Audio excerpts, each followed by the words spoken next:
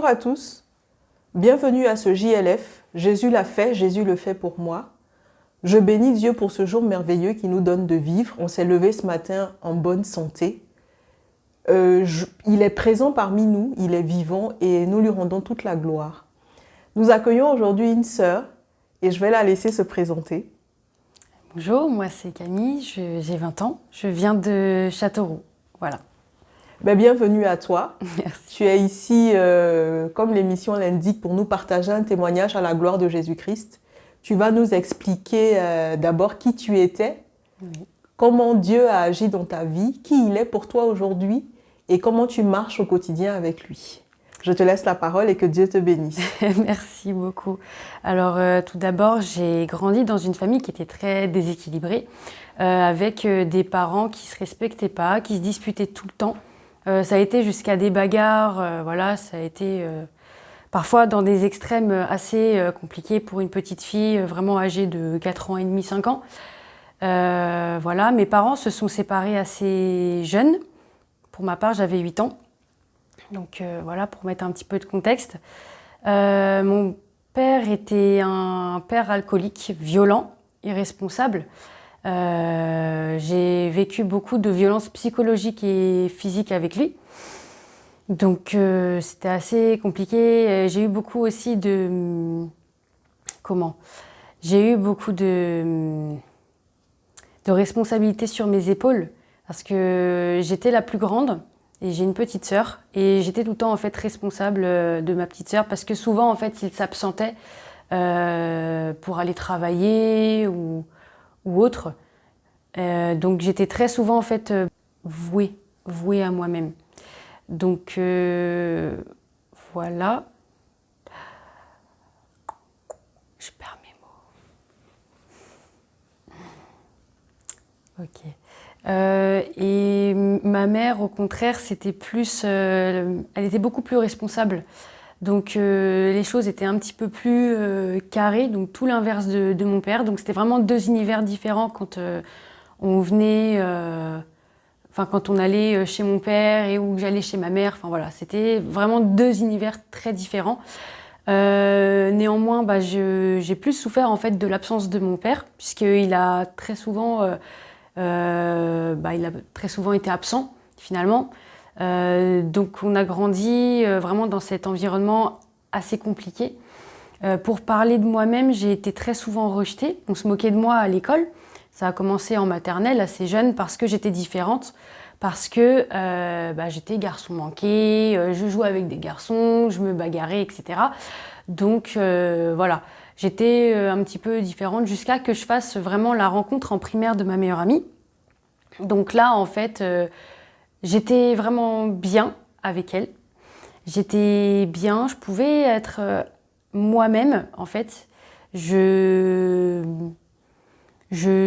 pouvais proposer des idées sans qu'on me contredise ou autre. Chose que j'ai oublié de préciser, mais dans ma propre famille, je ne pouvais pas faire comme je voulais, surtout avec mon père, parce qu'il fallait que ça aille dans son sens.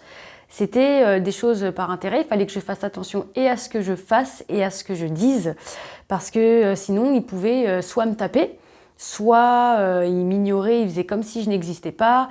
Une fois ça a été jusqu'à me priver de nourriture tout un week-end, donc je devais vraiment me débrouiller avec ce que j'avais sous la main. Donc voilà. Et donc pour revenir à ma meilleure amie avec qui en fait je me sentais vraiment en sécurité, c'était un peu comme une sœur, en fait. Je me confiais à elle, une confidente, etc.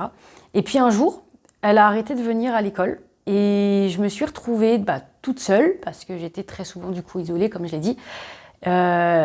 Donc une semaine, 2 semaines, 3 semaines passent, personne. Voilà. Donc je suis toute seule à la cantine, à la cour de récré, etc. Et puis un jour, je vois la maîtresse qui arrive, elle a des yeux bizarres, je me dis « Oula !»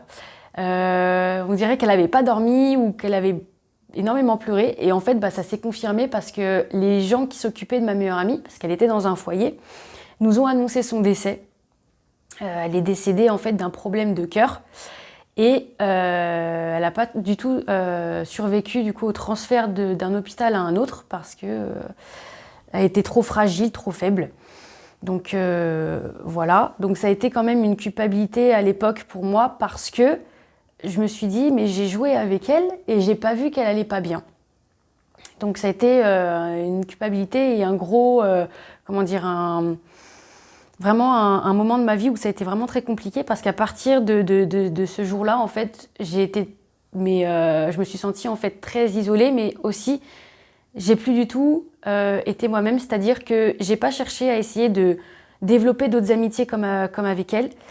J'ai vraiment en fait essayé de plaire aux autres, de ne plus être moi-même, mais de plaire en fait, de rentrer dans un certain cadre pour ne plus être rejetée, parce que ça commençait à être trop douloureux pour moi, que ce soit et dans ma famille et socialement parlant. Donc j'ai essayé de me conformer, vraiment c'est le mot. Donc je prenais en considération toutes les critiques, toutes les moqueries, etc. D'autant plus que ça a été compliqué parce que j'étais en fait une menteuse, parce que je l'ai développé ça à cause de mon père, puisque je devais faire attention à ce que je disais, etc. Donc je n'étais pas moi-même, en fait. Et on s'est beaucoup moqué de moi par rapport à ça, jusqu'à en fait que ça en vienne au harcèlement scolaire en 4e. Donc on se moquait de moi, on savait qu'on ne pouvait pas me faire confiance, donc voilà, on a joué de ça. En 3e, je suis tombée en dépression. J'avais des envies suicidaires, vraiment, ça allait pas du tout. J'ai vu un psychologue, voilà, j'ai commencé une thérapie, mais on n'a pas approfondi la chose parce que on a estimé que je remontais la pente. Sauf que après, avec cet isolement, cette incompréhension que je vivais en fait au quotidien, de me dire mais je suis pas intéressante, mais pourquoi est-ce que les gens me rejettent, voilà, toutes ces questions. Je suis tombée en fait dans la pornographie. Donc en fait c'était un peu un moyen en fait de m'évader, d'oublier la douleur, de chasser vraiment. Et ça s'est empiré au fil du temps et surtout en été 2018 parce que je me suis fait abuser par un maître nageur. Donc voilà. Et depuis, j'ai vraiment enchaîné en fait les relations avec les garçons parce qu'en fait j'ai vraiment pris ça comme mon identité. Me dire voilà, là pour avoir de l'attention, pour avoir de l'amour, il faut que je plaise aux hommes.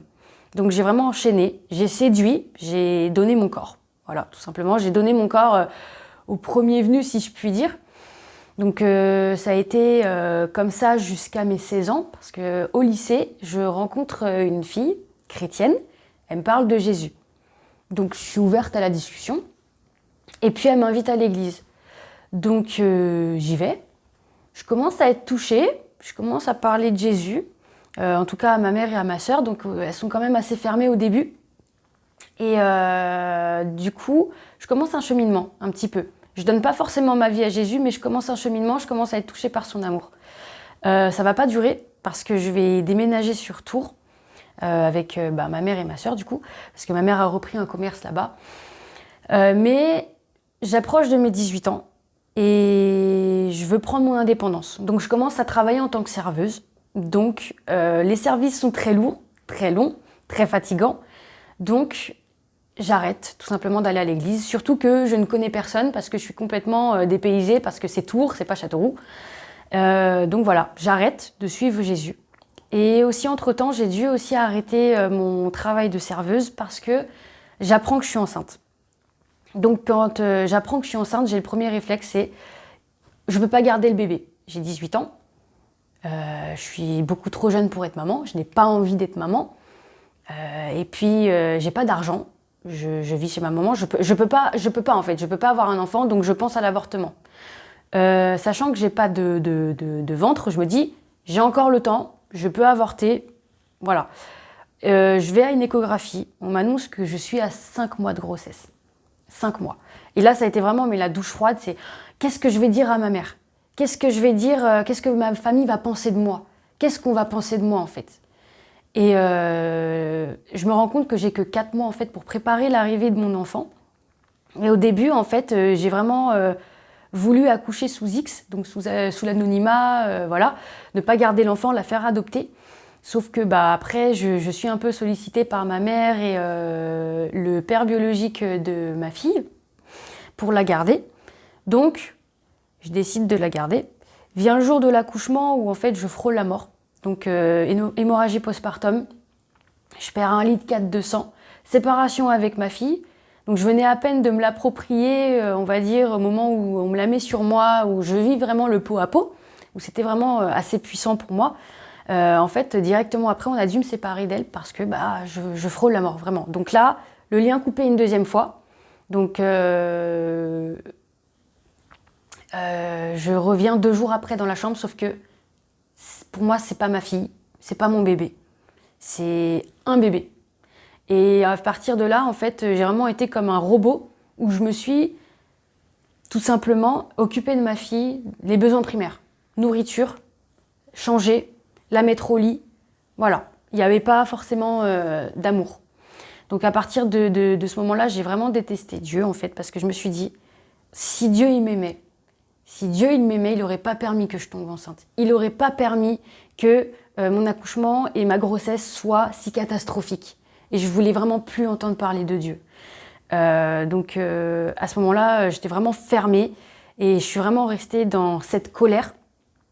Et petit à petit, je commence quand même à développer une certaine relation avec ma fille. C'est pas forcément une relation de mère à fille, mais plutôt copine. J'apprends à la connaître, mais comme une copine. Donc voilà, je continue comme ça pendant 3-4 mois. Je reviens sur Châteauroux. Et là, je fais une mauvaise rencontre. Donc à l'époque, c'était mon copain. Et en fait, il me fait tomber dans des travers tels que la drogue, donc le cannabis, des médicaments que lui-même il prenait parce qu'il était anciennement toxicomane. Donc voilà. Donc ce qui fait que j'étais très très très souvent inapte à m'occuper de ma fille, donc j'étais très souvent fatiguée, je la laissais de côté. C'était vraiment un cercle vicieux, j'arrivais pas à m'en sortir. Jusqu'au jour où il abuse de moi. Et là, en fait, je décide de partir. Là, je prends toutes mes affaires, je pars avec ma fille parce que je me dis, je peux pas continuer comme ça.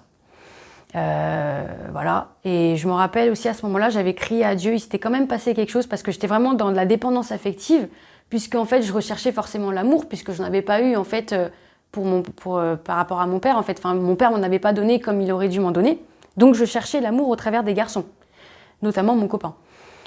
Voilà. Donc, je commence à retourner à l'église. Je recommence un petit cheminement. Là où je commence à vraiment être touchée par l'amour de Dieu, c'est dans un camp chrétien, parce que des frères et sœurs de mon église m'y ont inscrit pour que j'y aille. Donc je commence à être touchée. Je commence à dire certaines choses à Dieu et je me mets à pleurer parce que je suis touchée par l'amour de Dieu. Donc je continue comme ça jusqu'à ce que je rencontre un frère qui va vraiment beaucoup m'aider dans ma marche avec Jésus. Donc il me parle de beaucoup de choses. Je vois qu'il a quelque chose de différent, qu'il vit quelque chose avec Jésus. Et en fait, indirectement, ça m'impacte. Ça m'influence de la bonne manière. Parce que malgré tout, même si ça ne rentrait pas dans mon cœur, intellectuellement, il y a des choses, j'étais beaucoup plus consciente. Donc voilà. Et il me disait beaucoup de choses, sauf que j'avais beaucoup de mal en fait à marcher par la foi. Et puis il y avait les blessures intérieures qui faisaient aussi que je ne pouvais pas avancer comme je voulais. Donc avec les trahisons que j'avais pu vivre souvent avec mon père, avec les conquêtes, voilà, donc ça venait beaucoup détruire en fait ma relation avec lui. Voilà, il y avait la dépendance affective, tout ça. Et un jour, enfin ça c'était quoi? C'était fin décembre. Fin décembre, je me rends compte que on m'a diagnostiqué borderline. Donc borderline, c'est une maladie psychique où c'est très autodestructeur. Tu peux détruire tes relations, tu te détruis toi-même. Moi, en tout cas, je me suis mutilée, j'ai détruit mes relations. J'étais très colérique. Et à ce moment-là, c'était très compliqué, même aussi avec ma fille, parce que je la tapais. Je l'insultais même parfois.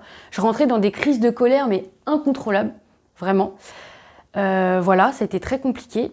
Jusqu'à un moment donné où vraiment je me suis dit, mais Seigneur, je suis baptisée depuis novembre 2023.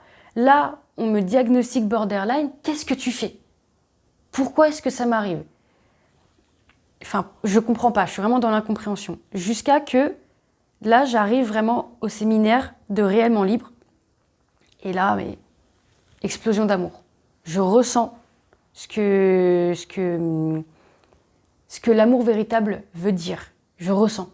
J'avais déjà vécu des choses, parce que malgré tout, avant le séminaire, j'avais vécu quand même une délivrance assez divine, où vraiment j'en pouvais plus, j'étais vraiment angoissée, je savais pas ce qui m'arrivait, j'étais paralysée sur mon canapé, et j'étais là, je pleurais tout ce que je pouvais, je disais « Père, si tu es là, aide-moi », etc. Et en fait, d'un coup, j'ai senti des mains, là, me tenir le visage, et d'un coup, plus rien. C'est-à-dire que toutes mes angoisses, c'est parti, mais parti. Bah, il y a vraiment une évolution au niveau de mes émotions, je suis plus stable, donc voilà. Donc après, je réfléchis toujours un peu trop jusqu'au séminaire où justement, voilà, le Seigneur me met vraiment à cœur. Camille, je t'aime. Qu'importe ce que tu as fait avant, qu'importe ce que tu fais maintenant ou qu'importe ce que tu feras après, je t'aime. Il n'y a pas de condition. Tu n'as pas besoin de prouver quoi que ce soit, et encore moins à moi, ton Dieu. Je t'aime. Je t'ai choisi, je t'ai appelé.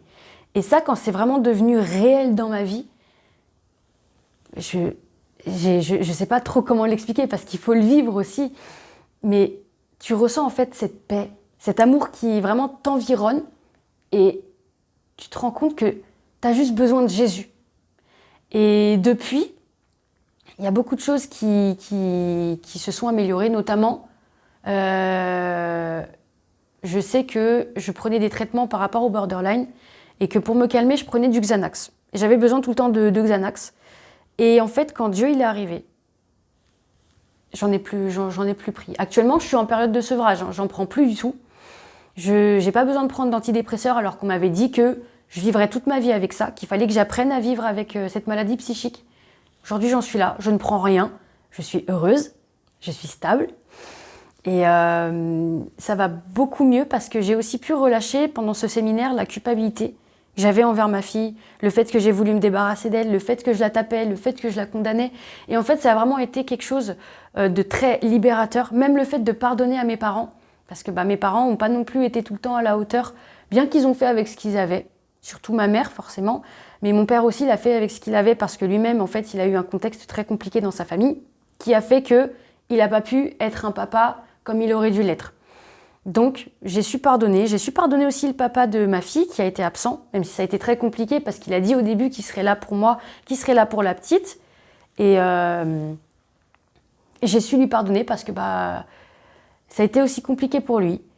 Et si il n'est pas là aujourd'hui, je ne peux pas le juger en fait. C'est propre à chacun, mais ce que je sais, moi, de ce que je peux faire, c'est le pardonner. Ça, c'est de ma responsabilité.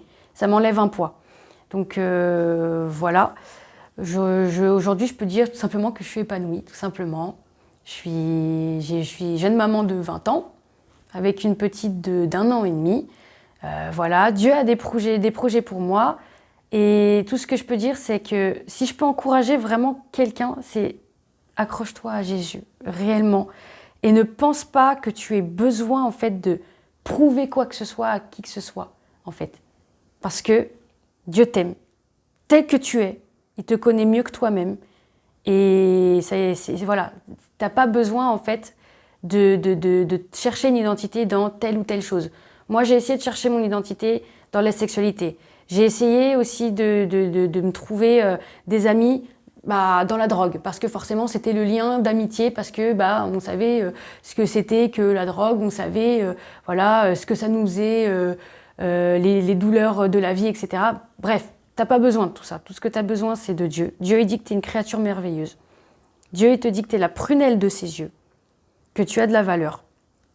Et à partir de là, quand ça devient vrai dans ta vie, t'as tout gagné en fait. Quand tu as pris conscience que Jésus, il est là, qu'il t'abandonne pas, qu'il veille sur toi, t'as plus besoin de quoi que ce soit d'autre pour le combler parce que Jésus comble. Jésus comble. Et si j'ai un verset qui peut vraiment aussi aider les frères et sœurs, c'est Romains 8, 28. Toute chose concourt au bien de ceux qui aiment Dieu. Donc, je vais le lire. Romains 8, 28. Nous savons, du reste, que toute chose concourt au bien de ceux qui aiment Dieu, de ceux qui sont appelés selon son dessein. Voilà. Amen. Gloire à Jésus-Christ. Merci Camille pour ce témoignage. Merci Seigneur, parce qu'aujourd'hui, il est ton Seigneur et ton Sauveur. Amen. Il est allé te Tout à chercher là où tu étais. Amen. Et il t'a montré, il t'a démontré son amour inconditionnel pour toi.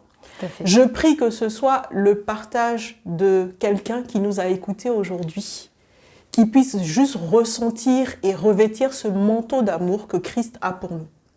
Merci pour ton témoignage. Merci à toi. Seigneur.